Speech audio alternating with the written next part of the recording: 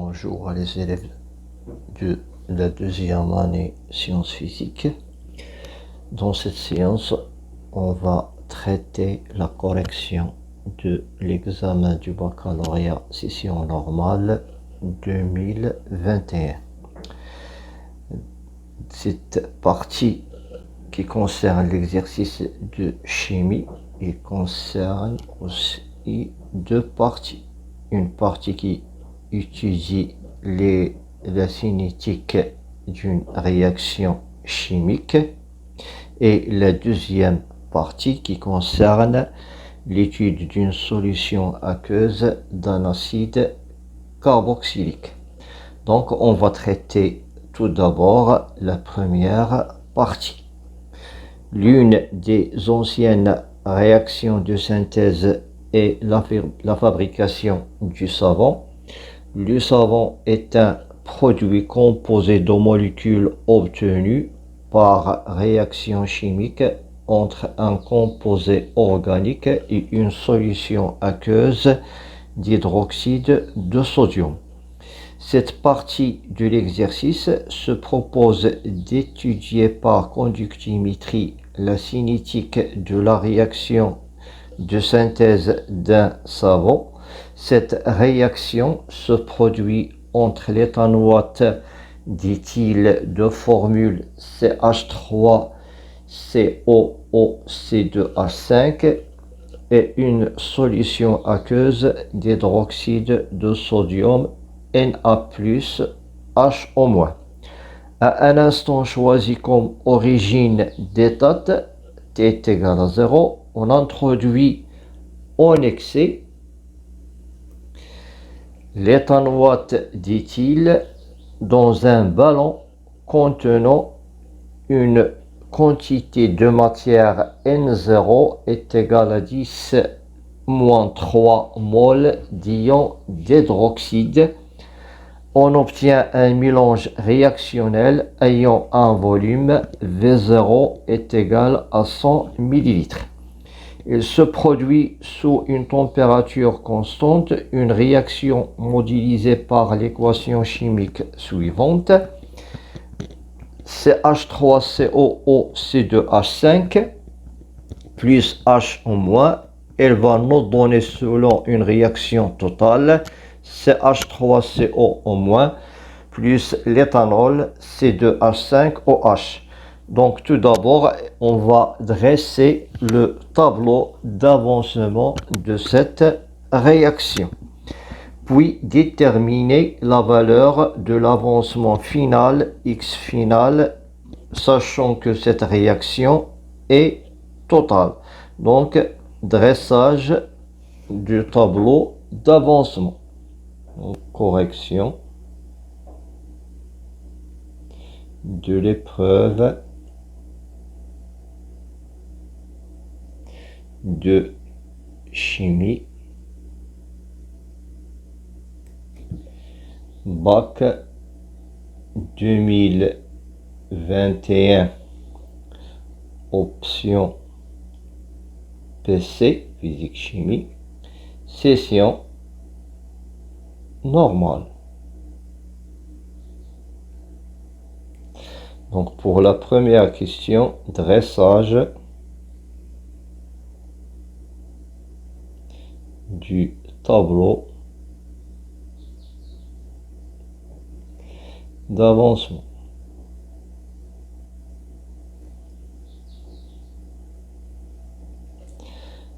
Donc on va dresser le tableau d'avancement comme suit. Donc on va écrire tout d'abord l'équation de la réaction. Donc si on a équation de la réaction, donc on a CH3COOC2H5 aqueuse plus H en moins aqueuse. Il va nous donner selon une réaction total, CH3CO- à l'état aqueuse, plus C2H5OH.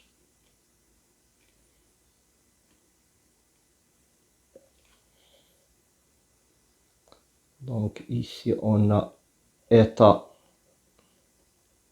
de la réaction, puis avancement. Donc dans l'état de la réaction, on va prendre état initial, c'est-à-dire à l'instant t est égal à 0, puis état intermédiaire,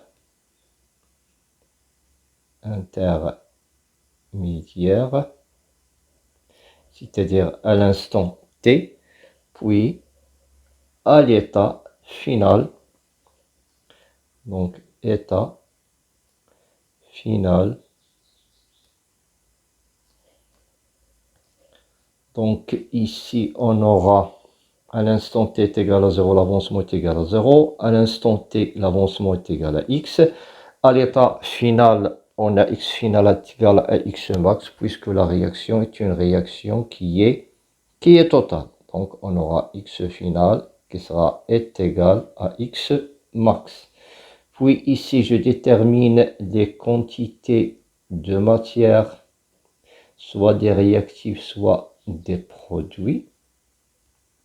Donc ici on aura la quantité de matière de CH3CO2H5, la quantité de matière de H-, la quantité de matière de CH3CO- et la quantité de matière de C2H5OH.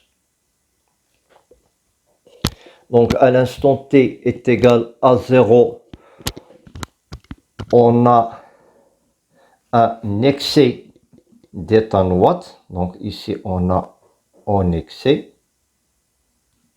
Donc on a la quantité de matière de H au moins est égale à 10 moins 3.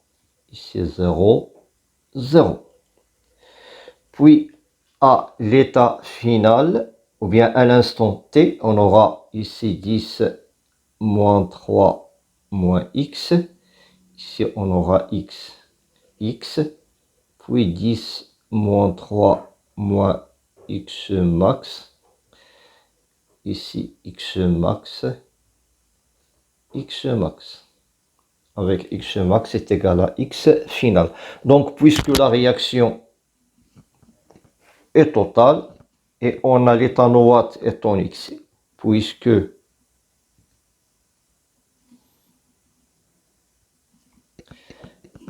CH3 COO C2 5, c'est-à-dire l'éthanoate est en excès. Donc le réactif limitant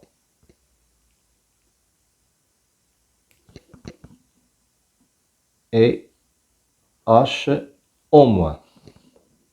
Donc cela implique que x final qui est égal à x max est égal à 10 à la puissance moins 3 moles.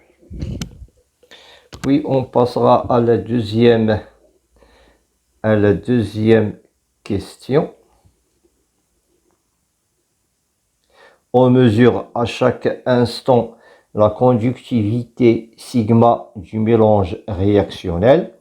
La courbe de la figure 1, cette courbe-là, donne les variations de la conductivité sigma du mélange réactionnel en fonction du temps. La droite T, cette droite,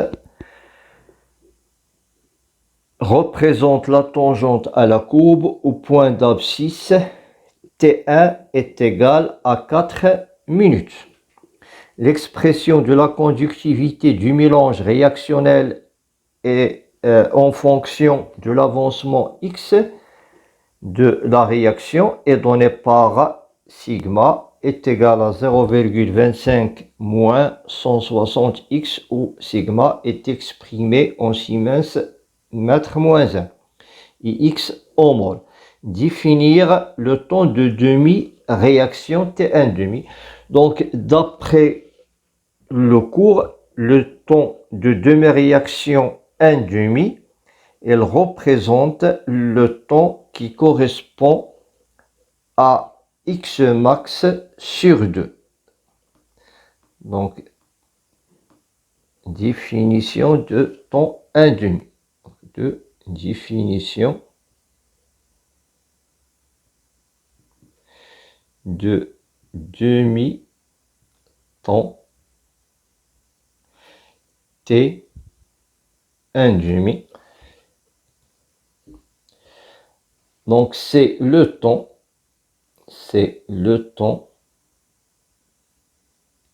qui correspond,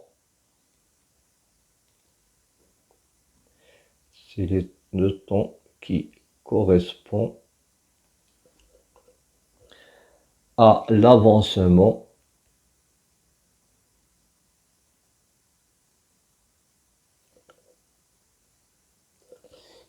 x au temps 1 demi est égal à x max sur 2. Donc, voir court. Après, on passera maintenant à la question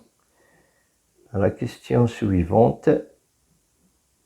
À l'aide de l'expression de sigma en fonction de x de la courbe de la figure 1, déterminer le T1 demi. Donc, on va déterminer le T1 demi graphiquement. Donc, détermination de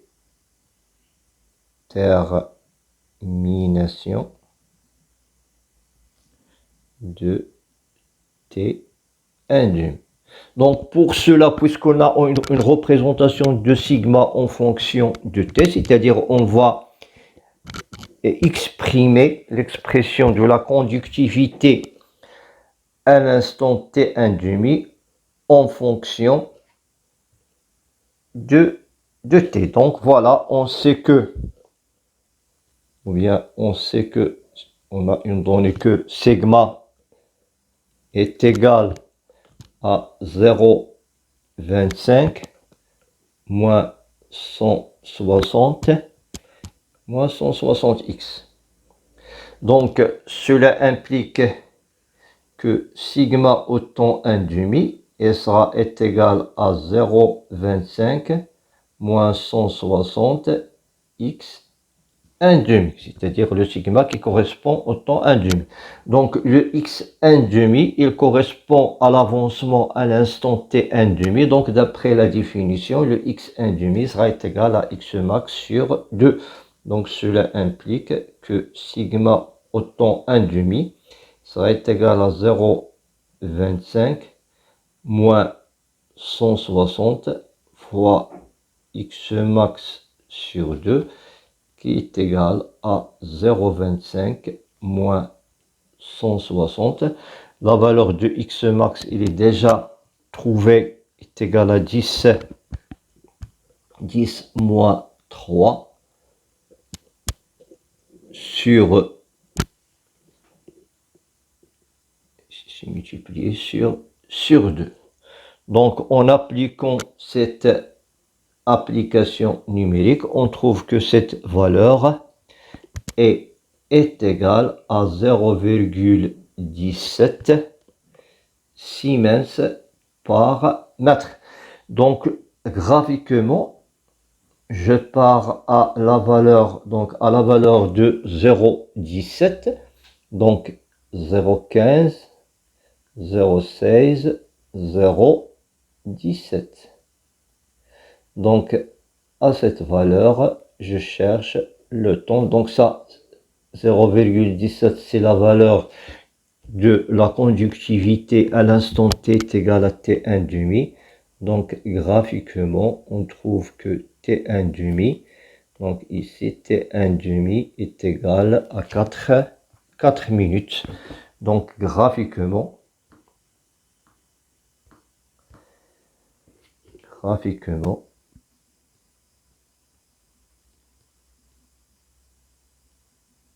on trouve que T1 demi est égal à 4 minutes. Ok, maintenant je passe à la question suivante.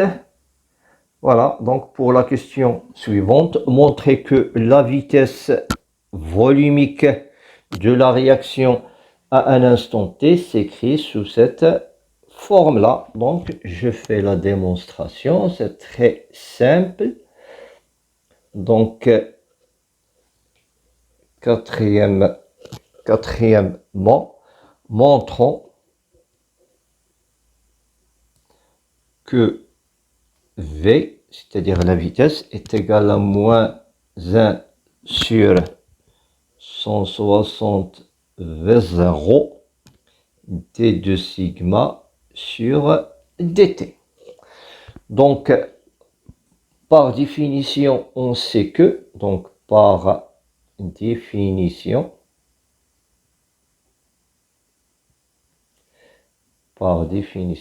on sait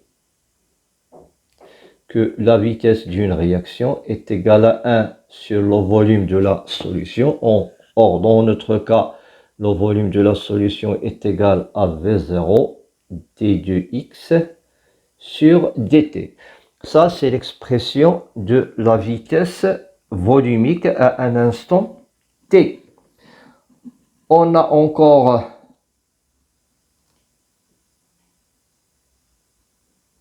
sigma qui est égal à 0,25 moins 160x.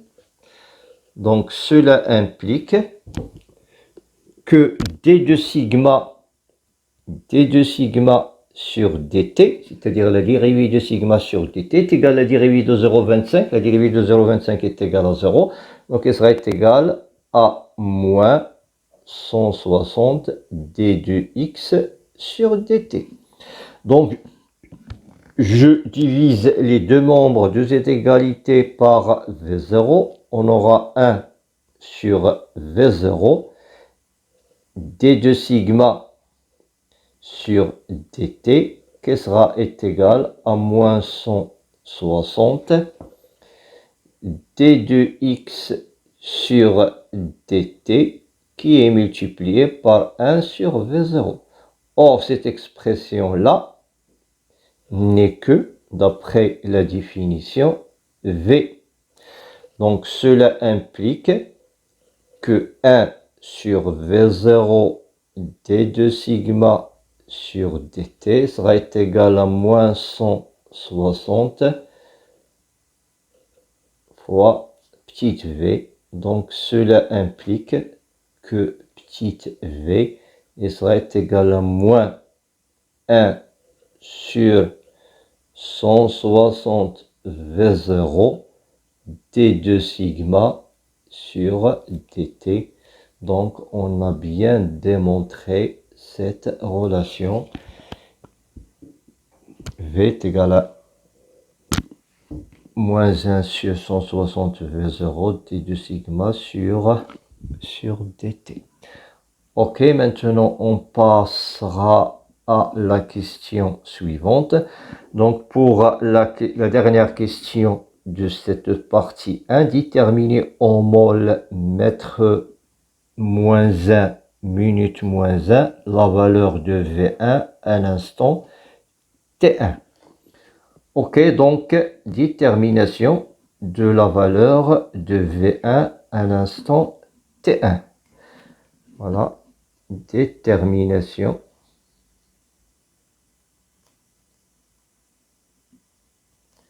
de la valeur de la vitesse de la réaction V1 à l'instant T1. Donc V1 est égal à moins 1 sur 60 sur 160 V0 d de sigma sur dt à l'instant t1 qui sera égal à moins 1 sur 160. V0 est égal à 100 millilitres et on sait que 1 millilitre est égal à 10 moins 3 mètres, 10 moins 6 plutôt, est égal à 10 moins 6 mètres cubes, c'est-à-dire 10 moins 3 litres. 10 moins 6 mètres cubes. Donc, il faut convertir le millilitre en mètres cubes, puisque l'unité de la vitesse, elle est en mètres cubes. Donc, fois 10 moins 6. D de sigma sur dt, c'est-à-dire delta sigma sur delta t. Donc pour le delta sigma sur delta t, dans le graphe, c'est-à-dire dans cette courbe-là, je choisis 2 points. Donc je cherche le coefficient de delta sigma sur delta t ne représente que le coefficient directeur de cette droite T. Donc le delta sigma est égal, donc delta sigma sur delta T, c'est-à-dire delta c'est une variation état final moins état initial, donc on aura c'est 0 moins, le sigma à cet instant c'est 0 moins la valeur qu'on a ici, 0,21, 0,22, c'est-à-dire moins 0,22 sur le t final moins t initial, donc sur 17, le temps là c'est 17, moins le temps qui correspond à ce point, c'est 0. Ok, donc je remplace le delta sigma sur delta t par sa valeur. Delta sigma sur delta t par sa valeur. Donc cela implique que V1 sera égal à moins 1 sur... Donc ici on aura 160 donc sur 16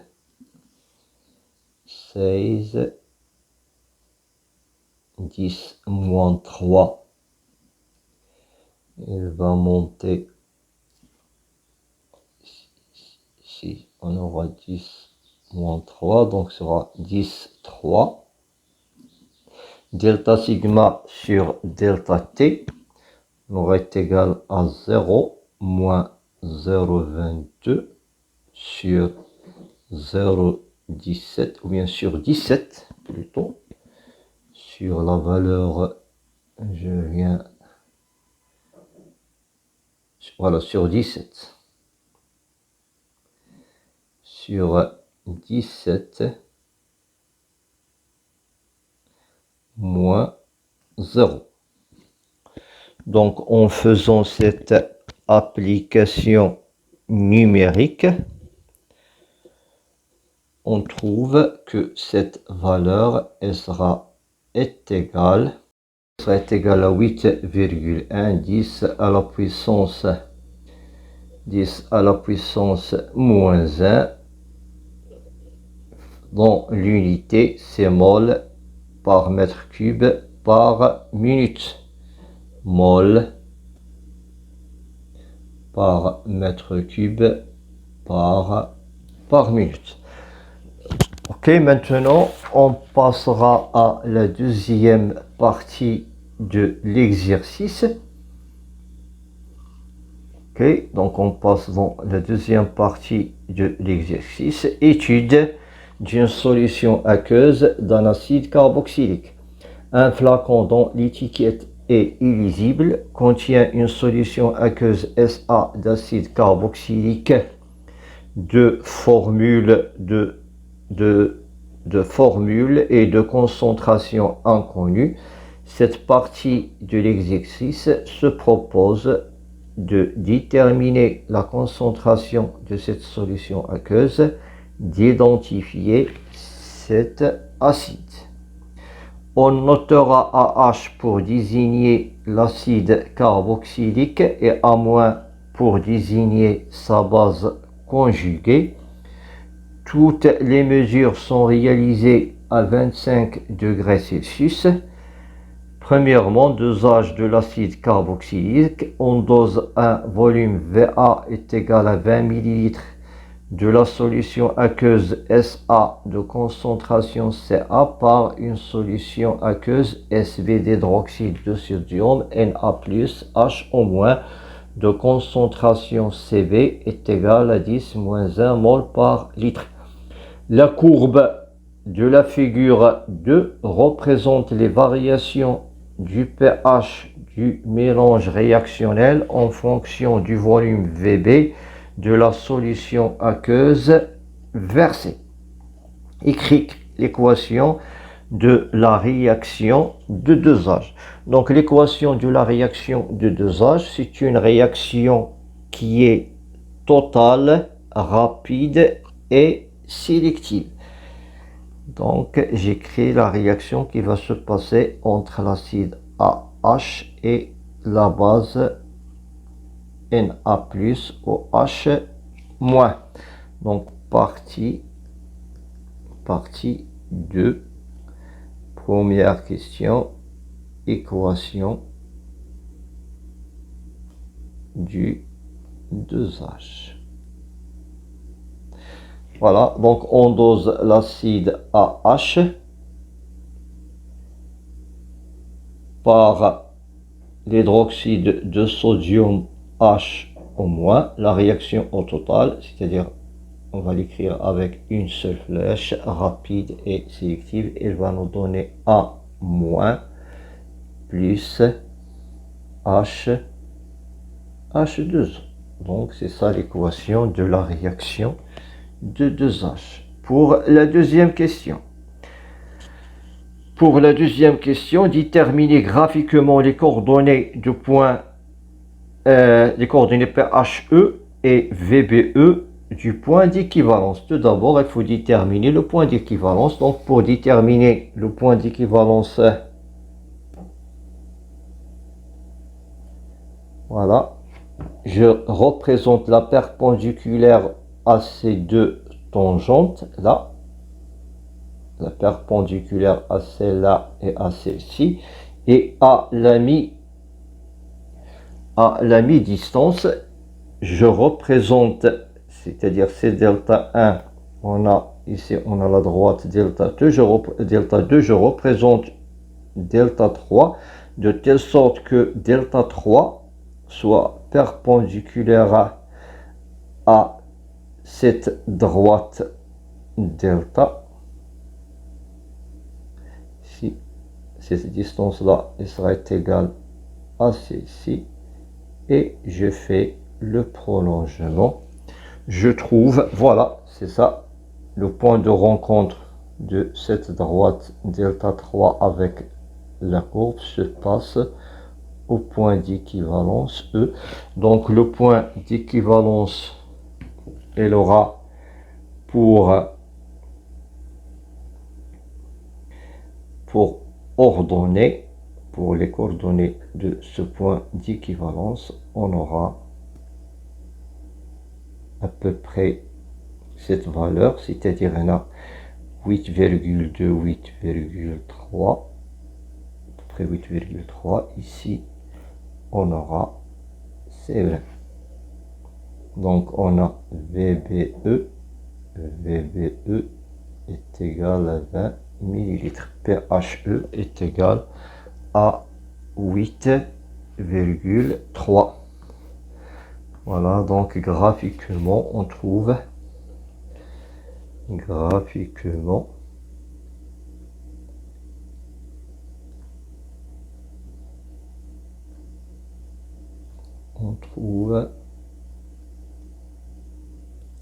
que E a pour coordonnées VBE est égal à 20 millilitres, PHE est égal à peu près 8,3. Après, je passe à la question suivante. 1,3. Déterminer la valeur de la concentration Ca. Donc, détermination de la concentration Ca. 1,3. Détermination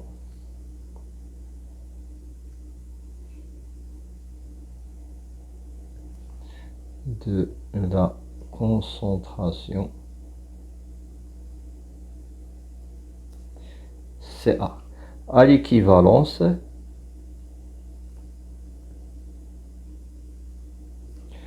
on a CaVA est égal à CbVBE. Donc cela implique que Ca sera égal à CbVBE sur VA. Application numérique. Donc cela implique que Ca sera égal pour CB est égal à 10 moins 1, VBE est égal à 20 millilitres sur VA qui est égal à 20 millilitres.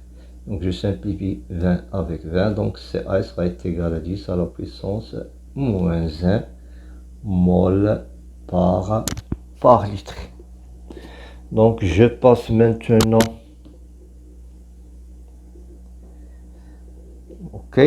à 2. Identification de l'acide carboxylique. La solution SA est préparée par dissolution de l'acide AH dans l'eau. La mesure du pH de la solution SA, pH est égal à 2,88. Écrire l'équation de la réaction de l'acide AH avec l'eau. Équation. Voilà donc équation de la réaction de l'acide AH dans l'eau. Donc l'acide, c'est un acide que sera sa réaction avec l'eau est limitée. Donc on aura AH aqueuse plus H2O. Il va nous donner A- plus H3O+. Donc c'est ça l'équation de la réaction à déterminer. Montrer que le taux d'avancement de la réaction est égal à 1,32%. Donc montrons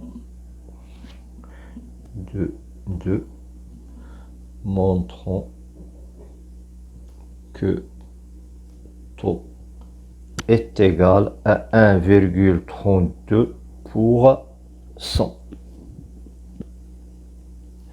Donc on sait que taux, d'après la définition, est égal à x final sur x max. Donc pour cela, j'écris tout d'abord, je fais un tableau d'avancement simplifié. AH plus H2O liquide, il va nous donner A- aqueuse plus H3O plus aqueuse. À l'instant t est égal à 0, on aura ici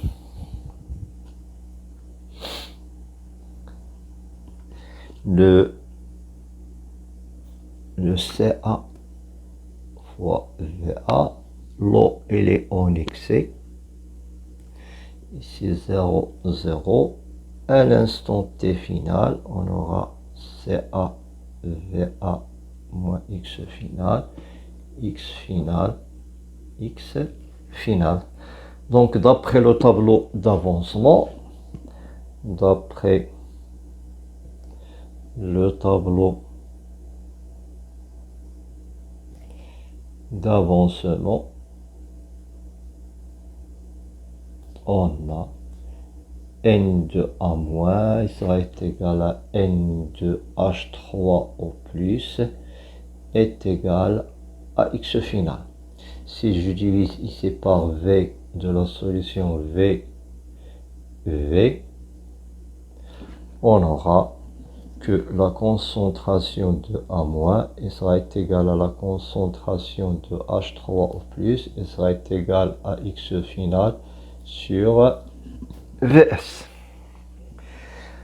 Pour la détermination de x max, si la réaction est totale, si la réaction est totale, cela implique que Ca fois Va moins x max sera égal à 0. Donc cela implique, ici sur Va, donc cela implique que x max sera égal à Ca fois Va. D'où taux sera égal à x final. Donc x final sera égal à la concentration de H3O+ fois Va sur Ca fois Va. Donc je simplifie le volume. Donc est égal à la concentration de H3O+ sur Ca, c'est-à-dire est égal à 10 à la puissance moins pH sur Ca, qui est égal à 10 à la puissance moins 2,88 sur 10 moins 1, qui est égal à 10 à la puissance moins 1,88, qui est à peu près est égal à 0,0132, qui est à peu près égal à 1,32%. Donc on a bien déterminé cette valeur. On passera maintenant à la question suivante. Déterminer l'expression du quotient de la réaction à l'équilibre en fonction de Ca et taux. Vérifier que sa valeur QR équilibre est égale à 1,77 fois 10 à la puissance moins 5. Donc déterminons l'expression du QR équilibre. Déterminons de 3. Déterminons l'expression de QR équilibre en fonction de taux et Ca. D'après la définition, on sait que QR équilibre sera égal à la concentration des produits, c'est-à-dire la concentration de A- à l'équilibre fois la concentration de H3O+ à l'équilibre sur la concentration de AH à l'équilibre. Or, puisque d'après ce qu'on a montré que la concentration de A- est égale à la concentration de H3O+, il sera égal à la concentration de H3O+ au carré sur la concentration de AH, donc la concentration de AH. La concentration d'après le tableau d'avancement, ici, d'après tableau d'avancement, on a N de AH, il sera égal à CAVA moins X final. Donc si je divise sur le volume de la solution, je vois VA sur VA sur VA. Donc cela va nous donner que la concentration de AH sera égale, je simplifie ici VA avec VA, il sera égal à CA moins XF sur VA. XF sur VA est égal à la concentration de H3 au plus. Donc je peux la remplacer ici, c'est égal à CA moins la concentration de H3 au plus. Et comme taux est égal à XE, et comme taux est égal à la concentration de H3 au plus sur CA, donc cela implique que QR équilibre sera égal, donc je remplace H3 plus par son expression C taux fois CA le taux au carré sur CA moins la concentration de H3 au plus qui est égal à CA fois taux. Donc je factorise avec CA, on trouve enfin que QR équilibre sera égal à taux au carré fois CA sur 1 moins 3. Donc on a trouvé l'expression de QR équilibre en fonction de taux et CA. Je fais application numérique. QR équilibre sera égal. Donc on a trouvé la valeur de taux qui est égale à 0,0132 au carré fois CA qui est égal à 10 moins 1 sur 1 moins 0,0132.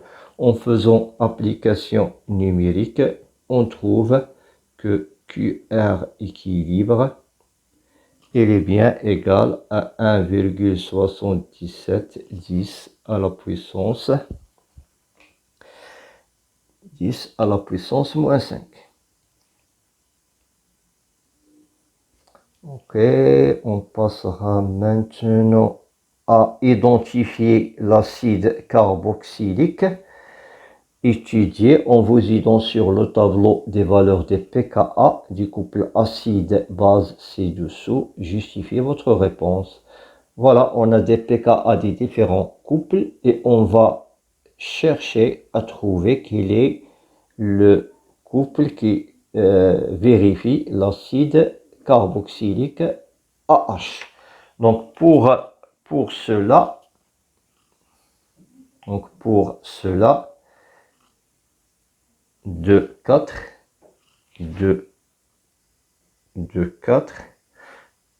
déterminons le couple qui vérifie AH sur A-. On sait que pKa est égal à moins log de Ka. Et puisque on a une réaction et puisque on a une réaction d'un acide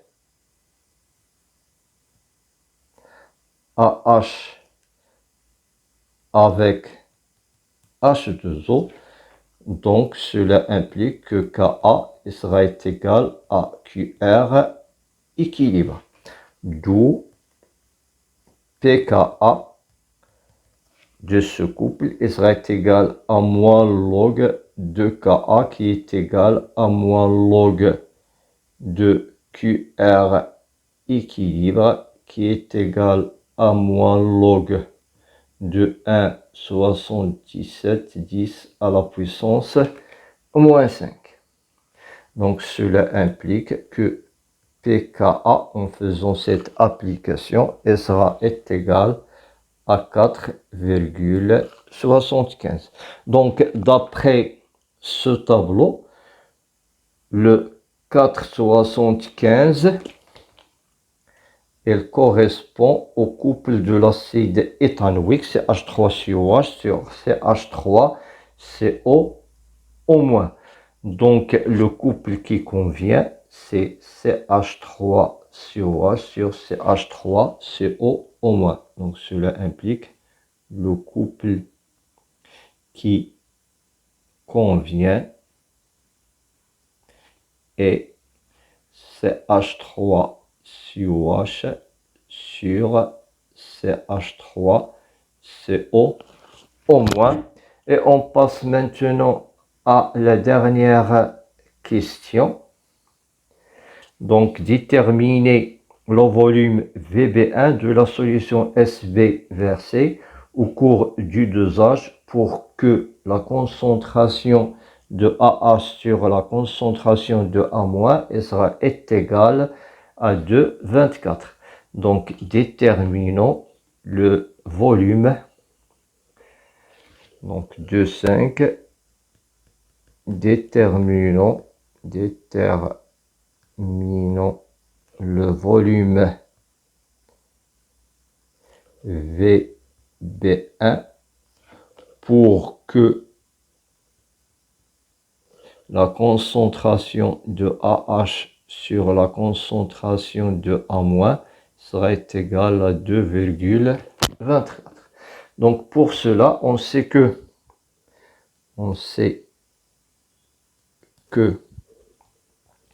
pH est égal à pKa plus le log de la concentration de la base sur la concentration de l'acide, ou bien moins le log de la concentration de l'acide AH à l'équilibre sur la concentration de la base. Donc je détermine la valeur de pH. On a cette concentration. Donc cela implique que pH sera égal à pKa qui est égal à 4,75 moins log de 2,24. Donc en faisant cette application, on trouve qu'il est égal à 4,75 moins 0,35 qui sera égal à 4,4. Donc en pH est égal à 4,4. Donc graphiquement, donc je passe au graphiquement, pour un pH qui est égal à 4,4, donc voilà, c'est 4,4 pour un pH de 4,4. Je fais la projection ici, voilà, je trouve cette valeur là. Donc pour 4,4,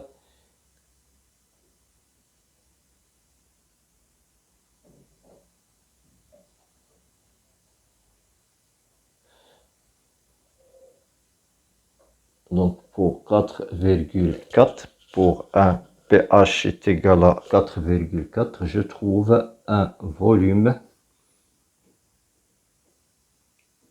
qui est égal, si je fais la projection, donc voilà, pour 4,4, si je fais la projection ici, pour 4,4, je trouve le volume est égal à 5 millilitres. Donc pour 4,4, en projetant, je trouve 5 millilitres. Donc graphiquement, on trouve VB1 est égal à 5 millilitres. Donc cette résolution est terminée. je vous souhaite bonne chance.